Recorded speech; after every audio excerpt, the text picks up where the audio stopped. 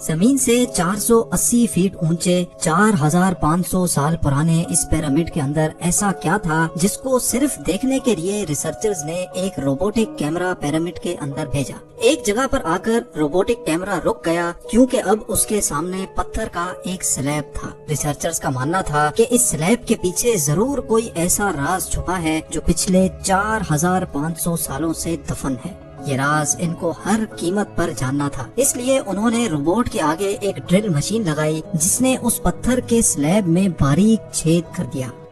اب اس چھید کے اندر ایک کیمرہ بھیجا گیا جس نے سلیب کے اس پار ایک ایسا منظر دیکھا جو پچھلے 4500 سالوں سے کسی نے بھی نہیں دیکھا تھا۔ زیم ٹی وی کی ویڈیوز میں ایک بار پھر سے خوش آمدید۔ ناظرین، مصر یعنی ایجپٹ میں ٹوٹل 138 اونچے ترین پیرامڈز موجود ہیں جنہوں نے پچھلے ہزاروں سالوں سے درجنوں ارتھکویکس اور کئی خطرناک طوفان کا سامنا کیا، لیکن مجال ہے ان میں سے کوئی ایک بھی ادھر سے ادھر ہوا ہو۔ ان میں سے سب سے اونچا اور بڑا pyramid the great pyramid of Giza کہلاتا ہے اور اس پیرامڈ کی بیس کا ایریا 13 ایکڑز ہے۔ یعنی اس پیرامڈ کے اندر حیرت انگیز طور پہ ایک دو نہیں بلکہ پوری 9 فٹ بال فیلڈز آرام سے فٹ آ سکتی ہیں۔ ایک ایسٹیمیٹ کے حساب سے اس پیرامڈ میں ٹوٹل 23 لاکھ بڑے بڑے پتھروں کا استعمال ہوا، جن میں سے کئی پتھروں کا وزن 50 ٹن بھی تھا۔ اگر اس کے ٹوٹل وزن کا اندازہ لگایا جائے تو اس پیرامڈ کا وزن 60 لاکھ ٹن ہے، جو 12 برج خلیفہ کے وزن کے برابر بنتا ہے۔ لیکن اتنے اونچے اور عالی شان پیرامڈز بنانے کا آخر مقصد کیا تھا؟ ہزاروں سال پہلے جب انسان کے پاس کوئی ٹولز بھی موجود نہیں تھے، تب ان پیرامڈز کی دیواروں کو کیسے انچ بائی انچ لیول کیا گیا؟ کیسے 50 ٹن وزنی پتھروں کو اسکوائر شیپ میں کاٹ کر بغیر کرین کے ہی 480 فیٹ اونچائی تک پہنچایا گیا؟ اور ان کو بنانے میں ایسے کون سے انجینئرز کا ہاتھ تھا جنہوں نے ان پیرامڈز کو ارتھ کوئک پروف کے ساتھ ساتھ ان کی تمام سائڈز کو ایگزیکٹلی 51.5 ڈگری کے اینگل پہ سیٹ کیا؟ یہ سب آپ جان سکیں گے آج کی اس ویڈیو میں۔ تو آئیے شروع کرتے ہیں۔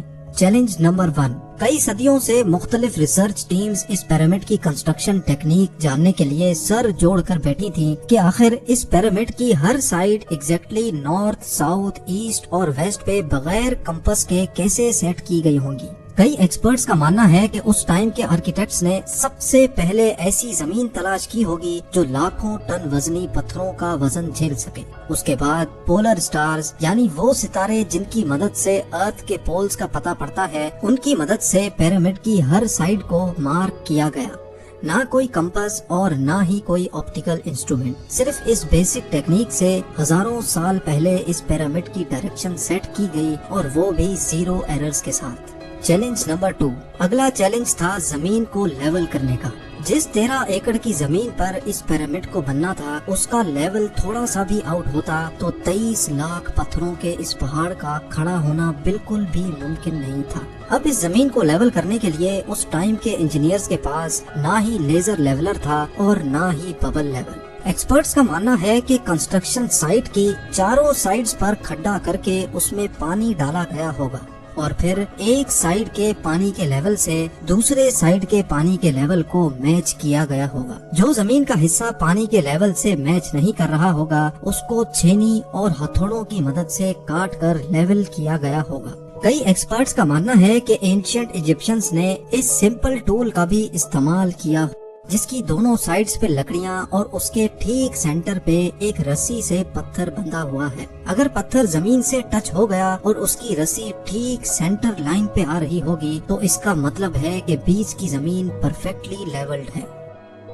Challenge number 3۔ اب پیرامڈ کنسٹرکشن سائٹ پہ ڈائریکشنز بھی سیٹ تھیں، مارکنگز بھی ہو چکی تھیں اور زمین کا لیول بھی سیٹ تھا۔ اب باری تھی کنسٹرکشن اسٹارٹ کرنے کی، جس کے لیے لاکھوں ٹن وزنی اور بڑے پتھر ریکوائرڈ تھے۔ لیکن یہ پتھر کاٹنے کے لیے نہ ہی ان کے پاس گرائنڈر تھے اور نہ ہی جیک ہیمرز، لیکن پھر بھی انہوں نے 50 ٹن وزنی پتھر کاٹے بھی اور ان کو اسکوائر یا ریکٹینگل شیپ بھی دیا۔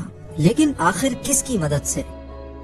جی ہاں، یہی وہ صرف ایک ٹول تھا جس کی مدد سے پتھروں کو کاٹا گیا۔ ایکسپرٹس کا ماننا ہے کہ پیرامڈ کی کنسٹرکشن پہ استعمال ہونے والی چھینی صرف کاپر سے ہی نہیں بنی تھی، کیونکہ ان کو بھی یہ بات معلوم تھی کہ کاپر نرم ہوتا ہے اور پتھر نہیں کاٹ سکتا۔ اس لیے اس میں ایک کیمیکل آرسینک بھی شامل کیا گیا تھا۔ کاپر اور آرسینک سے بنائی جانے والی یہ چھینی لکڑیوں کے ہتھوڑوں سے پتھروں پر ٹھوکی جاتی تھی اور کئی گھنٹوں کی محنت کے بعد بڑے بڑے پتھر شیپ میں لائے جاتے تھے۔ Challenge number 4۔ اب چونکہ یہ خاص قسم کا پتھر جس کو آج لائم اسٹون کہا جاتا ہے، اس کی کٹائی پیرامڈ کنسٹرکشن سائٹ گیزا سے 250 کلومیٹر دور ٹورا کے شہر میں ہو رہی تھی۔ اب مسئلہ تھا یہ پتھر گیزا تک ٹرانسپورٹ کرنے کا۔ ہر ایک پتھر 50 ٹن یعنی 50,000 kg کے برابر تھا، جو تقریباً 3 پیسنجر بس کے وزن کے برابر بنتا ہے، اور ایسے 23 لاکھ پتھر صرف ایک پیرامڈ میں استعمال ہونا تھے۔ اتنا زیادہ وزن ٹرانسپورٹ کرنے کے لیے نہ ہی اس دور میں کوئی جانور کام آ سکتا تھا اور نہ ہی ان کے پاس ٹرکس موجود تھے۔ حتیٰ کہ اگر آج کل کے جدید دور میں بھی یہ کام کرنا پڑے تو ٹرانسپورٹ کمپنیز کو اچھا خاصا ٹف ٹائم آئے گا۔ حیرت انگیز طور پہ یہ کام ورکرز اور کشتیوں کی مدد سے کیا گیا۔ جی ہاں، ٹورا اور گیزا کے درمیان موجود ریور کا فائدہ اٹھایا گیا اور بڑی بڑی کشتیوں میں پتھر لاد کر پیرامڈ سائٹ پر پہنچائے گئے۔ ایکسپرٹس کا ماننا ہے کہ یہ کام اتنا آسان نہیں تھا۔ شپس میں اتنے بڑے پتھر کی لوڈنگ اور ان لوڈنگ میں کم سے کم بھی 500 مزدوروں کی آرمی ایک ہی وقت میں لگائی گئی ہوگی۔ Challenge number 5۔ جو ایکسپرٹس کی ٹیمز پیرامڈ کی کنسٹرکشن پر ریسرچ کر رہی تھیں، ان کو اب اپنے کئی سوالوں کے جواب مل چکے تھے، لیکن ایک بات ان کو ہر وقت ستا رہی تھی کہ لائم سٹون کٹ بھی گئے، ٹرانسپورٹ بھی ہو گئے اور کنسٹرکشن کے دوران ایک کے اوپر ایک لگنا بھی شروع ہو گئے۔ مسئلہ یہ تھا کہ پتھر اتنی اونچائی تک آخر پہنچائے کیسے گئے ہوں گے۔ کئی ایکسپرٹس کا ماننا ہے کہ پیرامڈ کی کنسٹرکشن سے پہلے ہی یہ پلان کر لیا گیا تھا۔ یا تو یہ اسپائرل ٹریک کے ذریعے اوپر گئے ہوں گے یا پھر زگ زیگ طریقے سے، لیکن یہ بات تو طے ہے کہ 50,000 kg کے پتھر اوپر مزدوروں کی آرمی کی مدد سے ہی کھینچ کر گئے ہوں گے۔ Challenge number 6۔ بات صرف لاکھوں مزدوروں، چھینی ہتھوڑے سے لائم سٹون کاٹنے اور اتنے بڑے پتھروں کو ٹرانسپورٹ کرنے کی ہی نہیں تھی۔ اس پیرامڈ کے اندر کمپارٹمنٹس، ان کے اندر جانے کا راستہ اور کئی چھوٹی چھوٹی سرنگیں بھی بنائی گئی تھی۔ باقی سب چیزیں تو ٹھیک تھیں، لیکن ایک چیز ایکسپرٹس کو حیران کر گئی، اور وہ یہ تھی کہ اندر کے کمپارٹمنٹس میں جو پتھر استعمال ہوا تھا وہ لائم سٹون نہیں بلکہ گرینائٹ تھا۔ جی ہاں، گرینائٹ ایک ایسا پتھر ہے جو ڈائمنڈ کے بعد دنیا کا سب سے سخت ترین اسٹون مانا جاتا ہے۔ آج کل کے ماڈرن دور میں بھی گرینائٹ بڑے بڑے گرائنڈرز کی مدد کے سوا کاٹا ہی نہیں جا سکتا۔ دنیا بھر سے کئی آرکیولوجیکل ایکسپرٹس کو پیرامڈ کا وزٹ بھی کروایا گیا، لیکن کسی کو بھی اس بات کا سراغ نہیں ملا کہ 4500 سال پہلے ایجپشنز نے گرینائٹ جیسے ٹھوس پتھر کو اتنی صفائی سے کیسے کاٹا تھا۔ آخر کار کئی سالوں کے بعد ایکسپرٹس نے اس مسٹری کو بھی سالو کر دیا۔ ایجپشنز نے گرینائٹ کو اتنی صفائی سے ایک ایسے آرے سے کاٹا تھا جس کے دانت ہی نہیں تھے۔ جی ہاں، بغیر دانتوں والے اس آرے کے دونوں سائڈوں پر وزن ڈال کر اس کو گرینائٹ پر چلایا جاتا تھا اور بیچ میں بجری ڈالی جاتی تھی۔ ایکسپرٹس کا ماننا ہے کہ اس طریقے سے اتنے بڑے پتھر کو کاٹنے میں 4 مہینوں کا وقت لگ جاتا تھا۔ آخر کار پیرامڈز بنانے کا مقصد کیا تھا؟